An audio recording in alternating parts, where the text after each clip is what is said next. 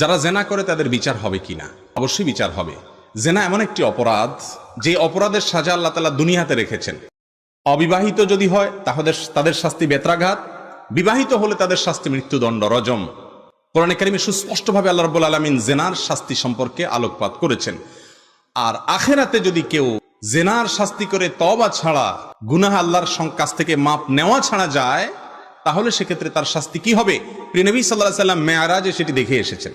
অত্যন্ত ভয়াবহ শাস্তির কথা বলা হয়েছে। জাহান্নামের আগুনে তাদের শাস্তি দেওয়া হবে, বিভিন্নভাবে শাস্তি দেওয়া হবে। এজন্য বিশেষ করে আমার যুবক ভাইয়েরা, যুবতী বোনরা যারা শুনছেন, এমন একটা সময় আমরা পার করছি, যুবক ভাইদের যৌবনে কোনো কালিমা লাগে নাই এমন যুবক পাওয়া বড় কঠিন হয়ে গেছে।